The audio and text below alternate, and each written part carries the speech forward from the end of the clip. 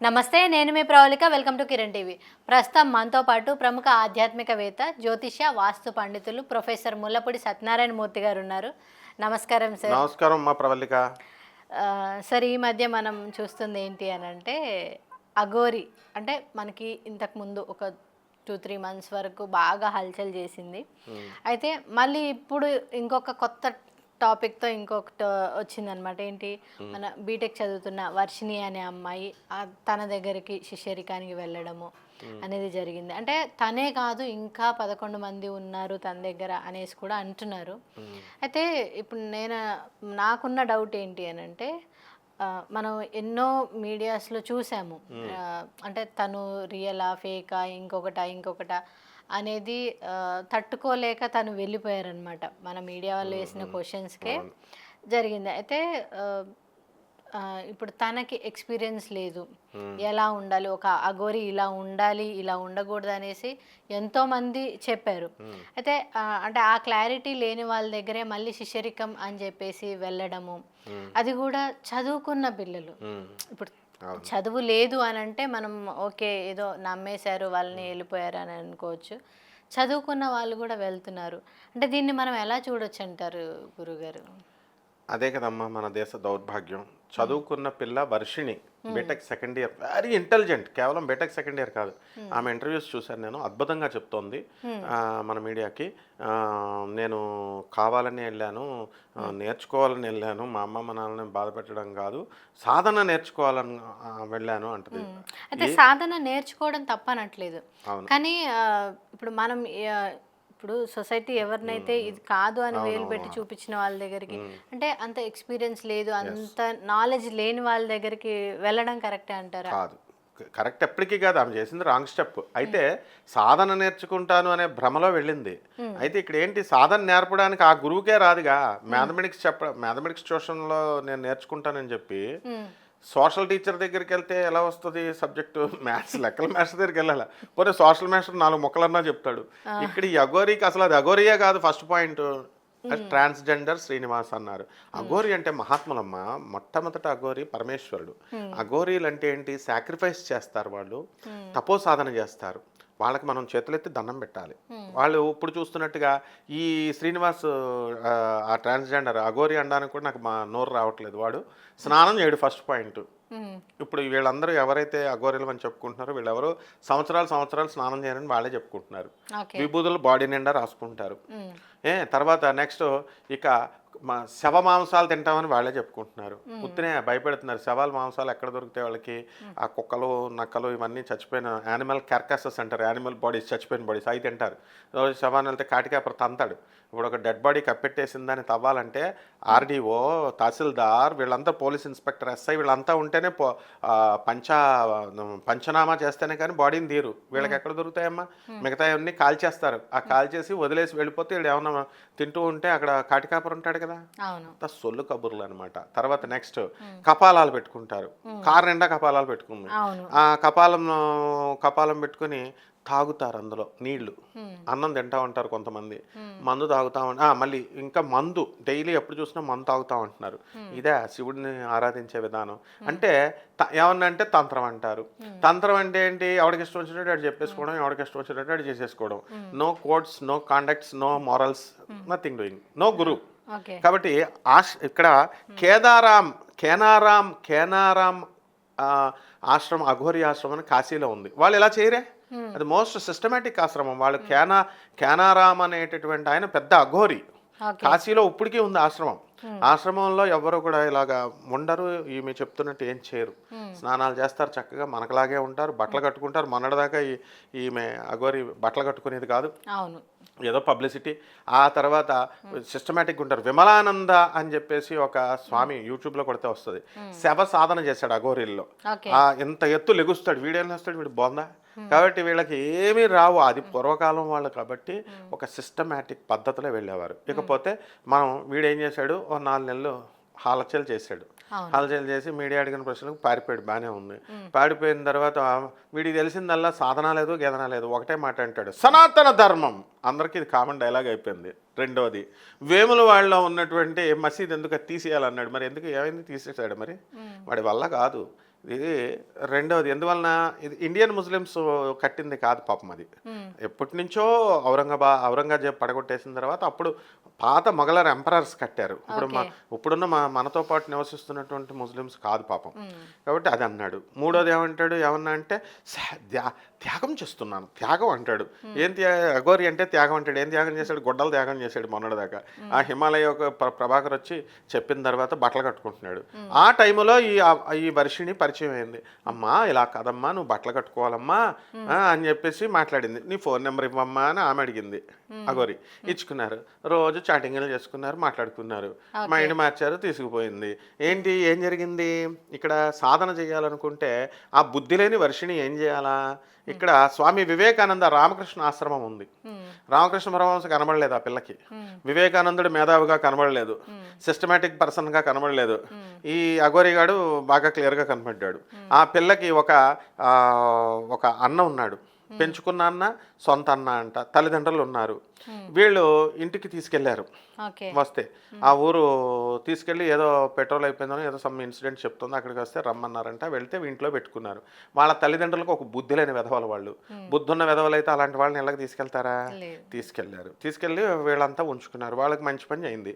ఇప్పుడు ఏమైంది? వాళ్ళ అన్నయ్యతో ఆమె పడుకొని అశ్లీలంగా ఉన్నటువంటి వీడియో కూడా మనం మీడియాలో చూపిస్తున్నారు వాళ్ళు.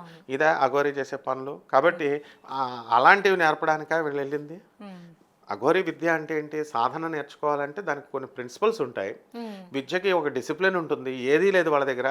అలా పెంచుకున్న అన్న చెప్తున్నాడు, వాళ్ళతో తిరిగాడంటే వీడు కూడా అట్రాక్ట్ అయ్యి వీడికి తాళి కట్టిందంటే వాడికి ఆ అమ్మాయికి తాళి కట్టిందని ఏదో చెప్తున్నారు, వాళ్ళే చెప్పుకుంటున్నారు.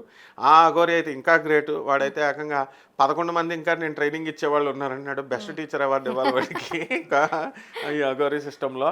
అందుకని ఇంకా ఉన్నారు. అంతా లేడీసే అంటున్నాడు. మళ్ళీ మగవాళ్ళకి ఎవడంట సాధన ఎవరైతే సాధనే కదా. అవును, అంతే. అక్కడే తెలుస్తుంది వాడు సెలక్షన్ ఇది. సరే అయిపోయిన తర్వాత ఇలాంటి వాళ్ళు అందరూ బీటెక్ చదువుకున్న వాళ్ళు అయి ఉంటారు. గాడిదలు అనమాట ఈ వర్షిని. గాడిద ఎందువల్లంటే బ్రహ్మాండంగా చదువుకొని ఒక ఇన్నోవేటివ్ సైన్స్ టెక్నాలజీ దేశం ముందుకు వెళ్తుంటే ఇలాంటి వాళ్ళని పట్టుకునేది. ఆధ్యాత్మిక మార్గంలో వెళ్ళొచ్చు ఆ పిల్ల. వెళితే మంచి గురువులు కూడా ఉన్నారు. ఇప్పుడు మన చుట్టూ సమాజంలో మంచి వాళ్ళు కూడా ఉన్నారు. అందుకే వాళ్ళని సెలెక్ట్ చేసుకోవచ్చు కదా సాధనలో. మరి ఇప్పుడు అందుకనే గురుగీతలో క్లియర్గా చెప్పబడింది. ఏమని అన్నాడంటే దేవి భాగవతంలో చెప్తారు, అలాగే గురుచరిత్రలో కూడా చెప్తాడు. గురువు శిష్యుని పరీక్షించుకోవాలా, శిష్యుడు గురువుని పరీక్షించుకోవాలా. గురువుకి ఉన్న లక్షణాలు ఏమిటి?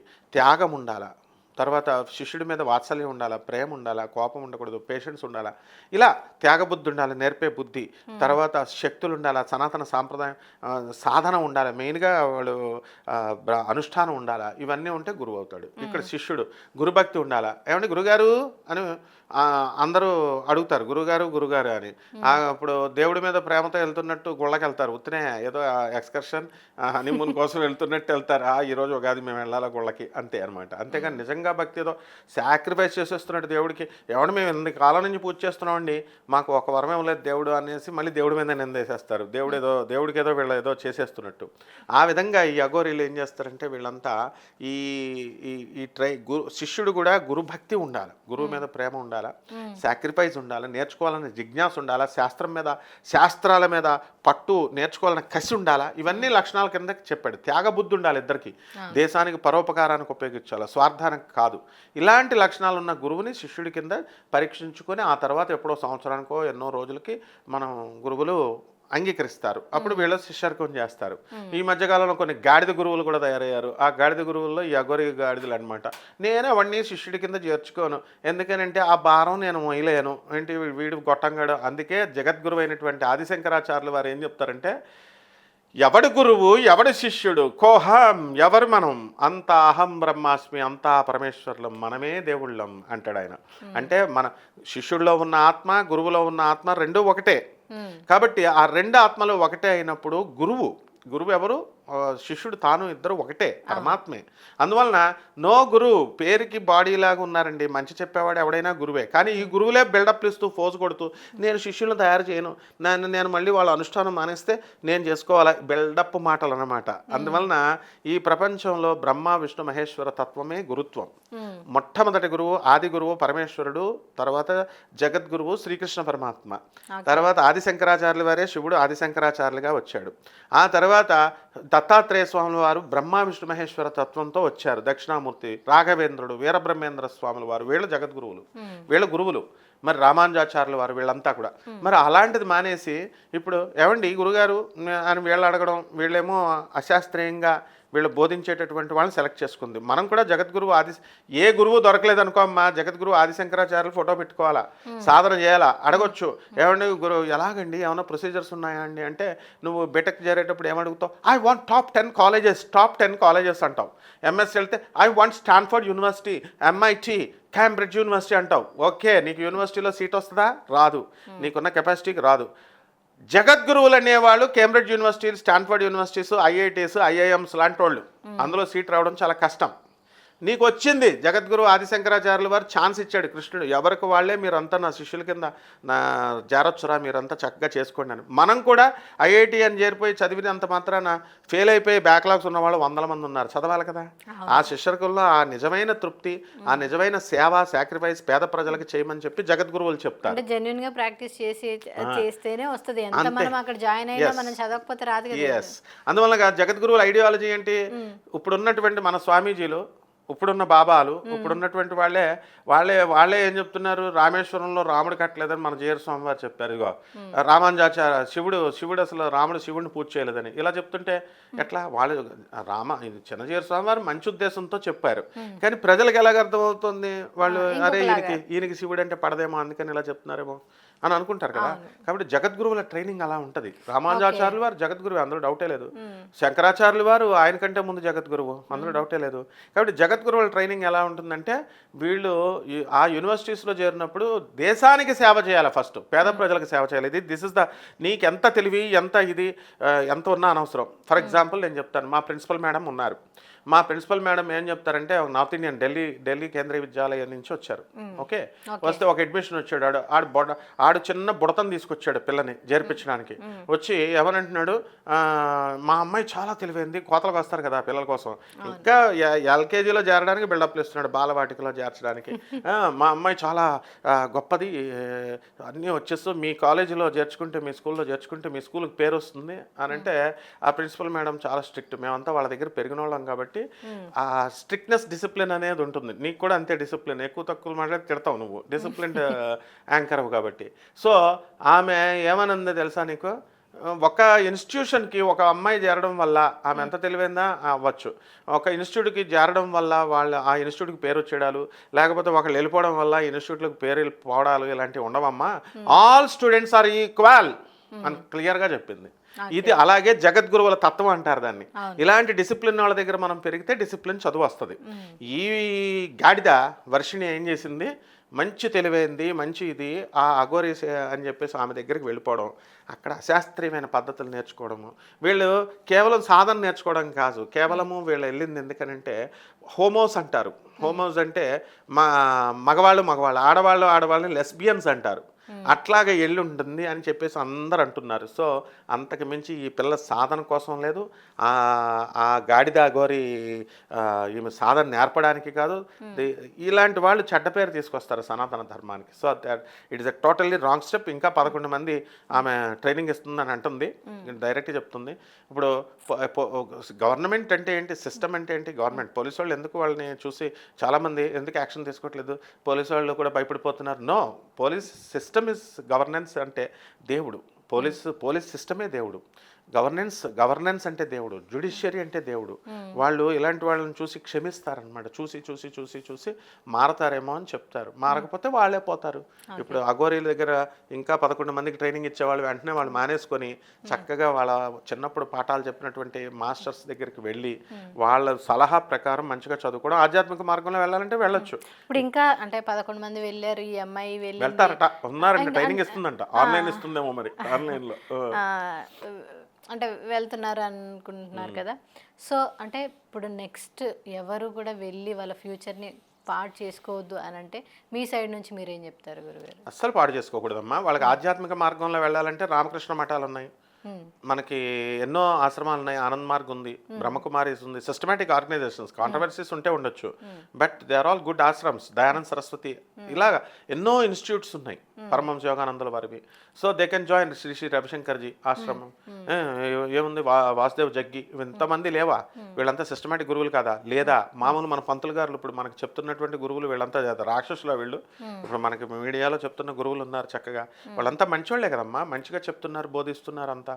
సో ఇలాంటి వాళ్ళని ఆశ్రయించాలా, ఈ ఆశ్రయించి చక్కగా నేర్చుకోవాలి. అంతేగాని అఘోరి అని చెప్పి అలాంటి అశాస్త్రీయమైన వాళ్ళ దగ్గరికి వెళ్ళి లైఫ్ స్పాట్ చేసుకోకూడదు. మనం లైఫ్ స్పాట్ చేస్తున్నామని ప్రజలంతా కూడా చెప్తున్నా కూడా వాళ్ళు వినడం లేదు ఆ అమ్మాయి వర్షిని. ఎందుకంటే ఆ కామెంట్స్ మన వాళ్ళు చేసిన ఇంటర్వ్యూస్లో పాపం వాళ్ళు ప్రజలు ఎంత మంచివాళ్ళు అంటే, అమ్మా నీ జీవితాన్ని పాడు చేసుకోకు, వాడు వేస్ట్ అని అందరూ ఆ పిల్ల కోసం సానుభూతి చూపించారు. అంటే ప్రజలు ఎంత మంచివాళ్ళో గమనించు నువ్వు.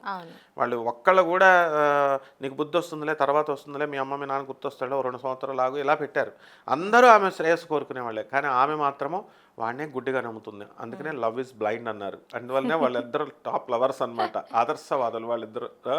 చేసుకొని మనకేమి కాబట్టి మిగతా స్టూడెంట్స్ కూడా అలాంటి వాళ్ళ దగ్గరికి వెళ్లకుండా మనకి శాస్త్రం తెలిసిన వాళ్ళ దగ్గరికి వెళ్తే చక్కగా వాళ్ళందరూ శాస్త్రం చెప్తారమ్మా. వాడికి ఏ శాస్త్రము రాదనమాట. అలాంటి వాళ్ళకి టచ్ కూడా చేయకూడదు.